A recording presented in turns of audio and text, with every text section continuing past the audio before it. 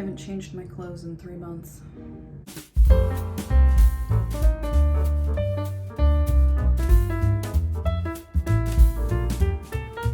Welcome back. I'm Cam, and this is my corner. Let's talk about books. This is my May wrap-up, and this is the month that I read the most books, so we probably need to get into it, and I need to keep these shorter than I have in the past. All right, guys, our first book is The Memory Police by Yoko Ogawa. I really enjoyed this book. I was looking for a dystopian novel, which happens to be a genre that I really do enjoy. I love books by Japanese authors. I love books set in Japan. This is set in a fictional place, but still in Japan.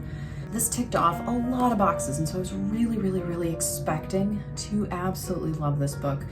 I was really hoping to love this book. In the end, I liked it a lot. So I gave this a 3.5 star rating. I was really hoping for at least a 4, but you know, you can't always get what you want. So I'm gonna read the blurb because it's kind of a difficult book to talk about and have make any sense if you're just trying to wing it. On an unnamed island, objects are disappearing. First hats, then ribbons, birds, roses.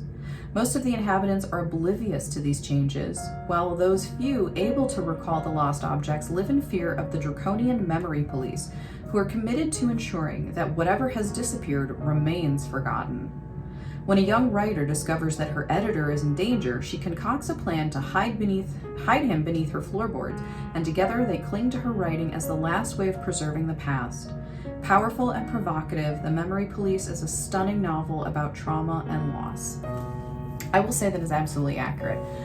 If you want to talk about trauma and loss and you want to do it in a way that is not very in your face, it's not nonfiction style, it's something that is palatable to a lot of people, this is a really good place to start. So you have an island full of people where 99% of them, when an object is, they actually call it disappeared, it is forgotten from the collective memory. It's really bizarre. So one day hats will disappear, and not only do they forget what hats are, but there's like a 24-hour period where the entire island wake up, they know that something is different, they know that an object has been disappeared, and when it kind of finally clicks as to what it is, everyone takes that object and destroys it. So there will be mass bonfires in the middle of the streets that's burning all the hats, or there will be, you know, roses disappeared, and so the rivers in the island were just, it looked like streams of blood because there were just rose petals just blanketing the river, because every rose on the island was collected and ripped apart and thrown into the river, because there's a collective act of removing the thing so that there's no reason for them to remember. There's a very small percentage of the population that continues to remember though, and there's no explanation as to why these people remember, and it's a mystery even to them, and it puts them in danger because, as it says, the memory police have to enforce the forgetting of these things. So the two main characters are one who remembers and one who forgets. And they care deeply about each other, and they understand this chasm between them, that one can remember and one can't. And they have the struggle of trying to help the one who can't remember to try to remember. It's not explained why there's a collective forgetting, why it's literally wiped from everybody's mind, and there's barely the vaguest sense that something even used to be there that's no longer there. So the struggle of the loss of the memory is, it's talked about a lot through the book, and it's the main interactions between the two main characters. So if you want to talk about trauma and you want to talk about loss, I definitely think this is a really good book to do that. The reason that I gave it a 3.5 star instead of higher is because I didn't love the ending. I didn't hate the ending, The ending was just very Japanese. If you're familiar with Japanese literature, Japanese media, I think a really great way to explain it in particular would be Hayao Miyazaki films. A lot of people are familiar with Hayao Miyazaki and Studio Ghibli's work. There's never, in those works, there's never a, what you would call a Disney happy ending, you know, Disney happily ever after. So there's also never black and white of good versus evil, because there's the idea, Miyazaki's talked about it many times, is that no person is wholly good or wholly evil. Everything is in shades of gray, and there are some that are much darker gray and some that are much lighter gray. That's a very Japanese philosophy, really. And it's very, very different from the Western world, especially, like I said, Disney is one of the biggest media influences when it comes to that type of material. And so I was looking for an ending, just an ending. And what I got was so Japanese. It was so kind of make up your own mind. You have to decide how you feel about this. That's fine. But what it didn't do is answer my question. And my question is, what the heck are the memory? I'm so upset I can't even say it. What the heck are the memory police? If they had explained what they were, I probably would have loved this book. I don't like unanswered questions though. That's my thing. I don't care if the ending is happy or sad. I just want my questions answered. And there's no real explanation. The suspense that this book builds up about the memory police and your fear of them and how it grows is just, it's masterful, really. But then at the very end, I want to know who this organization is. Do they remember? The memory police would have to remember the things that have been disappeared, because if they don't remember, how could they go after people who do remember? I mean, but how do they remember?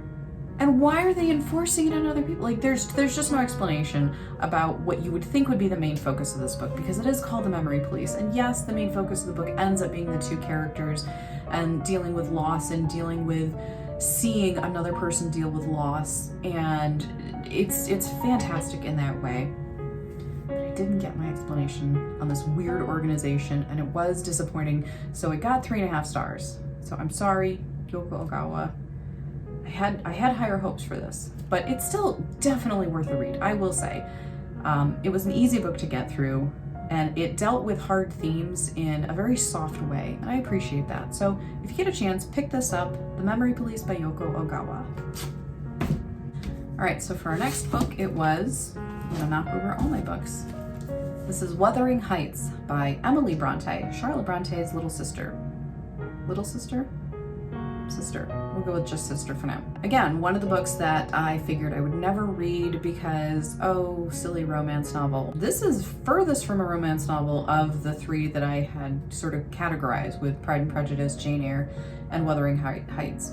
I really did not know what this book was about, and I was glad that I did that with this, because the main thrust of the book, the main, impetus for the characters has already happened. And this is, an outsider kind of stumbling into the present day lives of these people and is being told the story by a maid. And he's trying to figure out, who are these people? Why are they so just off? Like, what is up with this place?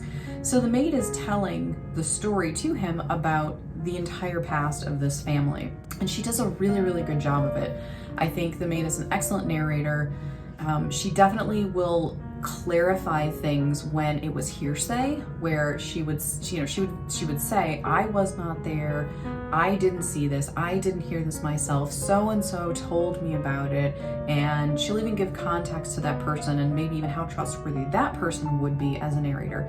And I thought that was really, really good. So the story follows the characters of these two families and this weird, I'm gonna say, love triangle. I gave this book 3.75 stars. I enjoyed this a lot more than Jane Eyre. I think partly because the pacing was so much better. You didn't have to slog through detailed years of childhood to understand the characters and to get the story moving. I think this is definitely a better told or better paced story in that regard. The character depth, though, does suffer, and you know, it's a trade-off. It's going to happen if you don't take the time to dive into the motivations of your characters. Your characters are going to feel not quite as deep as they could. Part of the reason, though, is because, remember, this is told from the point of a maid, and so she doesn't know the inner workings of each character's mind and why they're motivated to do things. And she actually talks about that when she's talking about Heathcliff, one of the central characters of the story. She does talk about how he is still, even to her, sort of a mystery. They don't know where his money came from. They don't know where he disappeared to for a number of years. They don't know what happened to him during that time, and how they could tell it had not changed him, but deepened some of those character flaws that he had already. So I think, like I said, I think the maid does a good job of describing to the best of her ability the motivations of people, but you are lacking a little bit of understanding in that. And I do think that was intentional, because this is sort of a gothic mystery story. It's a mystery romance sort of blended together. And not knowing the motivations of each of the characters does definitely help make it deepens that mystery of you're trying to figure out what are they going to do next and what is going to be the result of that. And so it's definitely a tragedy, because the main character that you're talking about as well, who is Catherine, she's already dead by the time the book starts. No spoilers. I mean, it's like the first page, and it's also, I don't know, it's like 200 years old or something. People know this, but it is a very gripping book. I mean, to me, I was definitely considering this a page turner. I did not want to put it down because I wanted to know what the heck was going to happen next. And even though you're being told the story from the past, it's still just as interesting, even though you kind of from the beginning know how it's going to end, but you just want to know what happened at each step because it is so interesting. I will say, for the writing style, I definitely think this has less pretty writing than Jane Eyre, but it didn't have some of those jarring, fractured slips from focus, from one point of focus to another. The only issue that I have with the writing is that one of the multiple characters are written this way, but one character in particular, Joseph, his dialogue is quoted phonetically. So it's written the way that he speaks it. And he speaks it with a very thick accent. And I hated even a single line of dialogue from this guy, because it was very hard for me to understand what he was actually saying. So what ended up helping me with that is I stopped trying to give it like the British accent that I typically think of, which, you know, I'm thinking more of like a London accent. This takes place, I believe, in Yorkshire, which, if I'm not mistaken, is very, very far northern England. Like, you're getting real close to Scotland there. And I finally realized at that point, that's what Joseph is basically, he's speaking with a Scottish accent. So one thing you can try if you're struggling to read this and understand it is say it out loud. Say it kind of fast, don't try to go very slowly, but if you try to just read phonetically, read it out loud, the sound of it will probably click with you more than your eyes just trying to decipher what it is. Second piece of advice, do your best Shrek imitation, because that's what I did and it worked. And I may be of Scottish descent, but my best Scottish imitation comes from Shrek. You may feel really silly doing it, but I highly recommend trying to sound it out phonetically if you're really struggling with it. That being said, you know, you throw Shrek into something and it's gonna just get better. So 3.75 stars. I would say this is a really good gothic mystery with some romance thrown in. The only thing I did not care for, it doesn't have to do with the book itself, it has to do with the community of people who love this book. You can love this book. You can have feelings about characters in the book. But what I do not understand is how anybody can support the character of Heathcliff and think that he should have ended up with Catherine and that it was this beautiful doomed thing. It wasn't. Heathcliff is the worst. There are a number of characters in this book that they're not great people. Heathcliff was the worst. He was just not a great person, and like, oh, Catherine can change him. No, it's not Catherine. It's not anybody's job to change anybody. It certainly wasn't Catherine's job to change Heathcliff, especially because she loved some of those facets of his personality that were wilder and less civil. Do you think in a relationship that would have gotten any better? I don't think so. And I think anybody who thinks that Catherine and Heathcliff, or Heathcliff and anybody, would have made a good romantic pairing, I think is deluding themselves a little bit, because I just don't see it. And Catherine made the right choice. That's all I'm saying. You can at me, I don't care. Heathcliff was the worst. All right, our next book, Honolulu by Alan Brennert. So this is the second book that he wrote. It's not exactly a sequel, but it is a continuation of the setting and the time period of his first book, Molokai. So Honolulu is the story of Korean picture brides. So I do want to read a little bit of the blurb on the back, because I think it gives some context to the book better than I can. In Korea in those days, newborn girls were not deemed important enough to be graced with formal names, but were instead given nicknames which often reflected the parents' feelings on the birth of a daughter. I knew a girl named Anger, and another called Pity. As for me, my parents named me Regret. Traveling to Hawaii as a picture bride in 1914, Regret finds not the affluent young husband and chance at an education that she has been promised, but a poor, embittered laborer who takes his frustrations out on his new wife. Renaming herself from Regret to Jean, she makes her way through this strange land, finding both opportunity and prejudice. With the help of 3 fellow picture brides, Jean prospers along with her adopted city, now growing from a small territorial capital into the great multicultural city it is today. But paradise has its dark side, whether it's the daily struggle for survival in Honolulu's tenements or a crime that will become the most infamous in the island's history. With its passionate knowledge of a Hawaii far off the tourist track, Honolulu is a spellbinding tale of 4 women in a new world, united by dreams, disappointment, sacrifices, and friendship. It says it follows the life of 4 women. It really follows the life of one and how her life interacts with the other 3 women. It gives a really good picture of her life originally in South Korea, the travel to Honolulu, not just culture shock, but just the shock of landing in what was considered to be paradise. The roads were said to be paved in gold. Obviously, none of that was going to be true. And she has to sort of find her own way to survive. I gave this book 3.5 stars. I thought this was really, really well done. To get a male author to do the female voice and to do it well, if I had read this book without knowing who the author was, I would never have guessed it was a man. He doesn't use a lot of the language and the tropes and the, inner monologue that male writers tend to write female characters. It feels very authentic.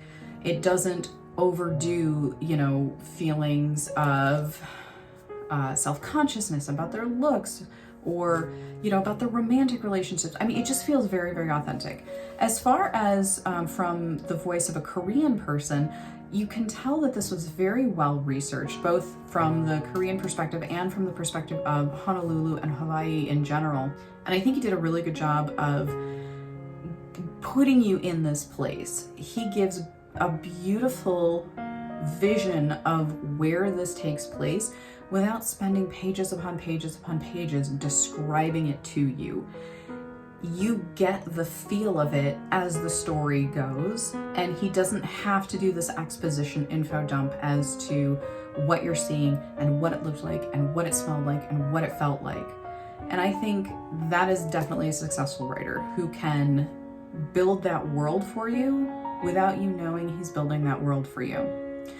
One of the things that I really loved about it is, especially as she becomes more independent as the years go on, and she has the opportunity to spend more time outside the home and to spend more time with just the city at large, it really captures the spirit of the Hawaiian people so well.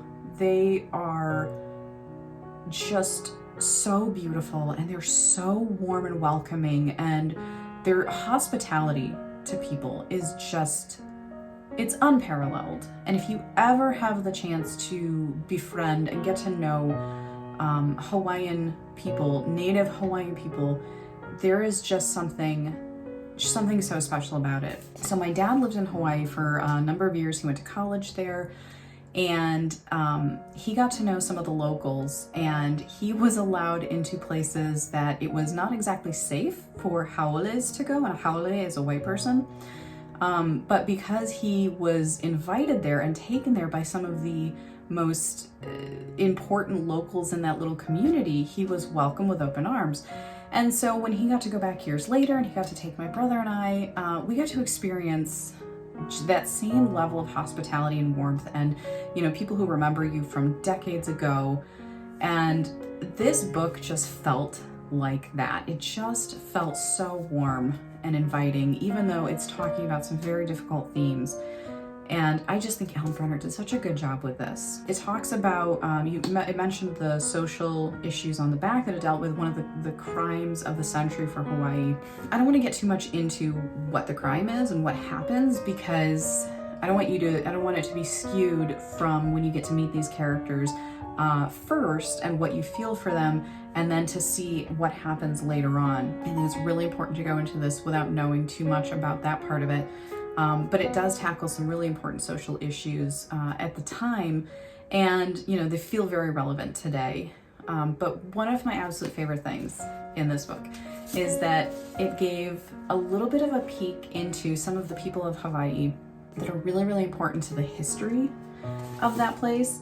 And one of them is Duke Kahanamoku. And if you're not familiar with him, he was an Olympic swimmer. And he was the person who really popularized surfing for the world at large. If it weren't for him, surfing would not have taken off in the way that it did. So there's a part in the story where Jin gets to meet this very handsome local on the beach with a bunch of his friends, very kind, and then it turns out to be Duke Kahanamoku. So obviously it's a fictionalized story and it's a fictionalized tale, but to have a real character put into the book was really cool. And there's a little section in here that talks about where she actually gets to meet Queen Liliuokalani, who was the first and last queen of Hawaii. She became queen when her brother died, and she was the last reigning monarch in Hawaii before it was annexed to the United States. And again, it's just a little part of the book, but it's a really powerful little section because she gets to meet this person that is so important to the people, and it has a really deep impact on her. And she continues to think about that impact throughout her life and as these issues throughout the story come up. So I highly recommend this book. It's 3.5 stars. I would say its sister book, Molokai, was probably closer to a 4-star, but this book is definitely worth a read if you're interested in Koreans, in the picture brides in Hawaii, if you're looking at anything for the 1914 era. It's got all of that, and I highly recommend it. So that's Honolulu by Brennert. So we go from a high note to a low note. This next book, not one of my favorites. Death of a Salesman by Arthur Miller. Yeah, it's not even really a book, it's a play. But I told myself I had to pick something that was already on my shelves instead of buying something new. And I've had this for a long time, and I've never read it, and it was short, and I thought, sure, let's try Arthur Miller. I regret that. No, I don't regret reading it. I really didn't care for it. For one, it's a play. It is supposed to be seen and heard. You're supposed to be in an audience watching it. It's supposed to be experienced. So it is difficult to read a play as you would read a novel. Off the bat, it's going to be a little bit difficult to get into. I do not particularly care for the voice and the perspective of the main character. It was interesting. When I got a little bit into it, and I was talking to somebody, and I was comparing it to a book that I'd read some years ago by Sinclair Lewis, and it was the book was Babbitt. And I was reading this, and I'm like, this kind of feels like Babbitt, and I'm not crazy about it because I really didn't care for Babbitt either. And that is a satire, and it does deal with a lot of the same themes. And I get that it's a satire. I'm not going to get into it because that would be a completely different video. I wasn't super pumped about that. So I paused from reading this and I decided to read the back. I'm going to read the back to you now. By common consent, this is one of the finest dramas in the whole range of the American theater, is the way Brooks Atkinson describes Death of a Salesman, now one of the most popular classics in our written literature, having sold more than 2 million copies in the last 15 years. This was published in the late 1950s, so multiply that by a lot. The name of Willie Loman, the central character, is as familiar as Babbitt. And there it is. Willie's story is poignant, sometimes humorous, ultimately tragic. The story of a man steeped in the go-getter gospel who never got beyond his own daydream world. The absorbing drama of his downhill struggle is the heart-wrenching drama of wishful dreamers everywhere. Okay, so therein lies my problem with this book. The heart-wrenching drama of wishful dreamers. I did not feel that this was a heart-wrenching drama of a wishful dreamer. I found this a very annoying, self-deceiving, middle-class, white male lamenting the fact that he failed at his American dream. I find that a very annoying voice to read. It's why I didn't like Babbitt. And again, these are commentaries on that. So it's not pushing or extolling the virtues of that. It is making a commentary on the negatives of that. However, it still can make it a struggle to get through. The second half was definitely better. I felt a little bit more of actually caring a little bit about the characters once you kind of started to get to know them a little bit more, once you started to see the main characters slipping further and further away from reality. And that was an interesting thing, is that he is actually losing his grip on reality in this book. And it starts with him being deceptive to other people. He will try to deceive them about how great of a salesman he is, how much money he makes at being a salesman, how much people on his route love him. None of that is true. He is not a great salesman. He does not make that much money. People on his route don't even remember him, much less love him. His constant deceiving of other people, he begins to deceive himself. And once he starts deceiving himself, it's kind of an all is lost scenario. And that self-deception causes that losing of reality. And you can see it as the character really is talking to himself, almost in a way that he's reliving certain things, but he's also trying to reconvince himself of this fantasy, because he just cannot face the reality that he is, at retirement age. He hasn't even paid off his mortgage. He's very close to that.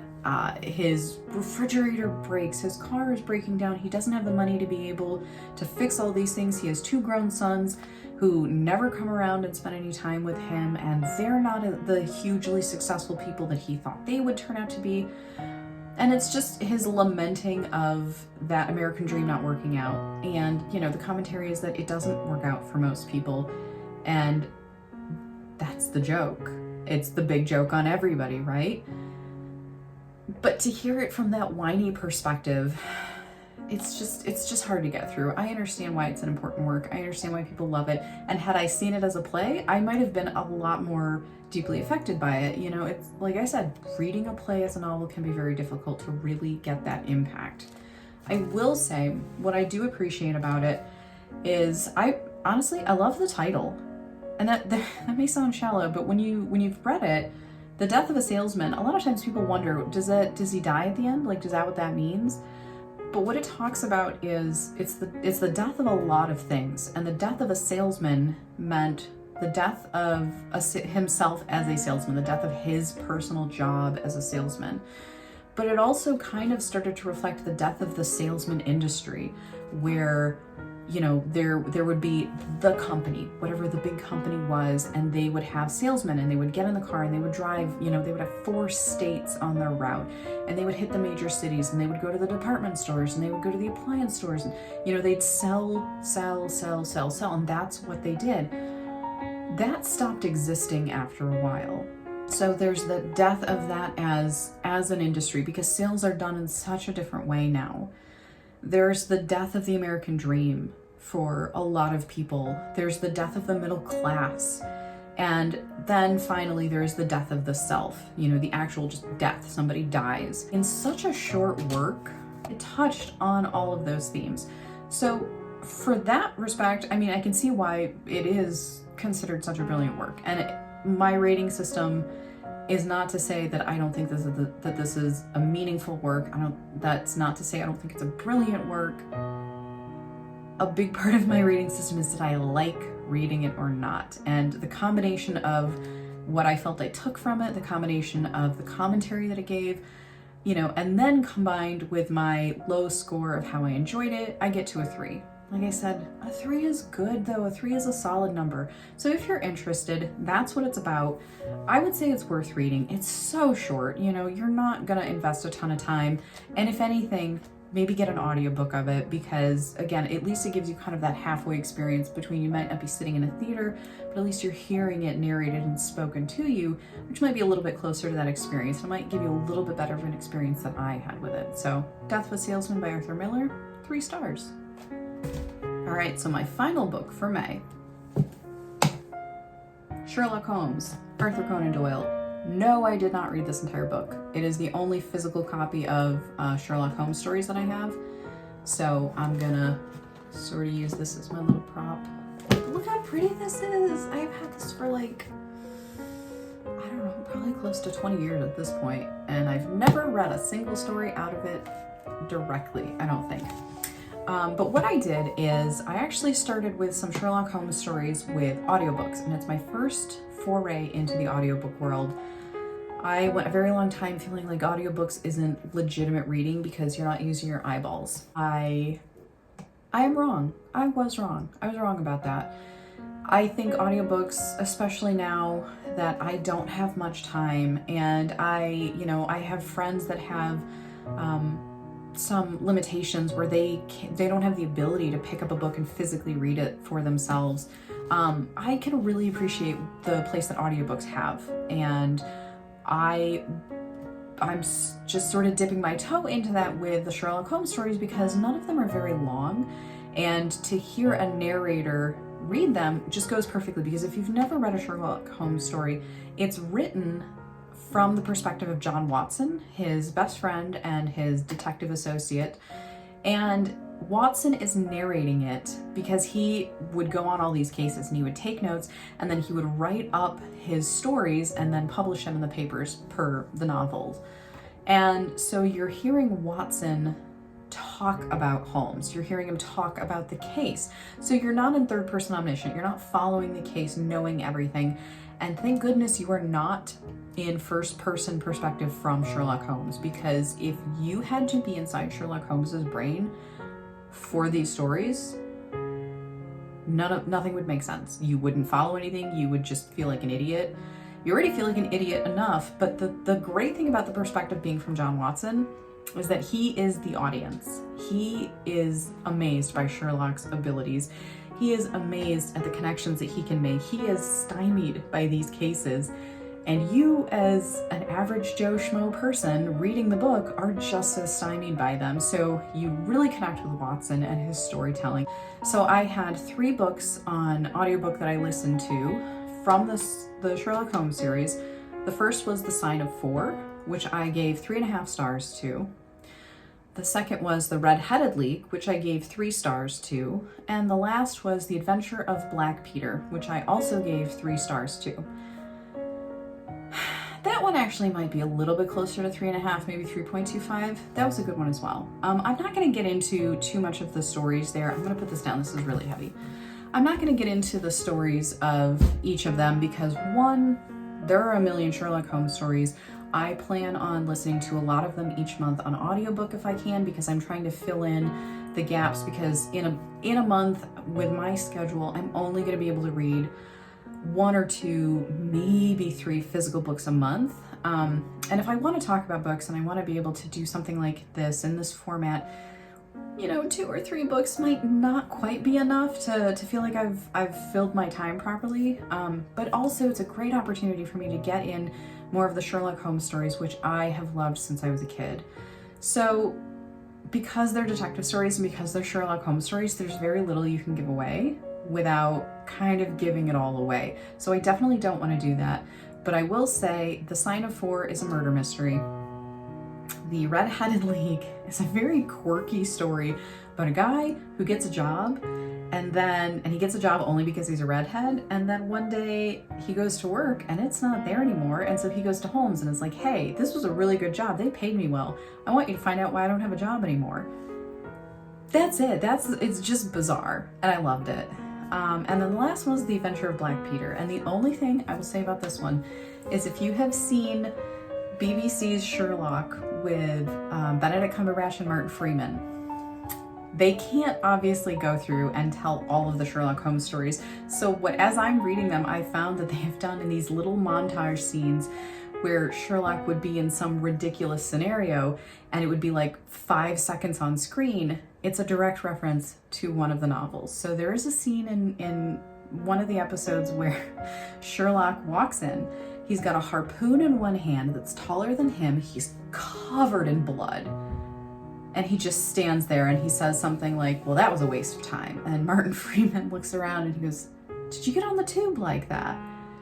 And then it cuts to the next scene. It's a direct reference to Black Peter. There's a harpoon involved. Obviously, if there's that much blood, there's a murder involved. But I think that's interesting. If you're a fan of Sherlock Holmes, and if you've watched the Sherlock Holmes BBC show, if you've watched maybe even the old series with Basil Rathbone, if you've seen some of the newer Sherlock movies, there are going to be little parts and little nods to the actual original stories in that media. And so the more you read the stories, the more you can pick those out the next time you see them. And to me, those little Easter eggs are just, oh, I just love them. They're just these little gems that just make me so happy.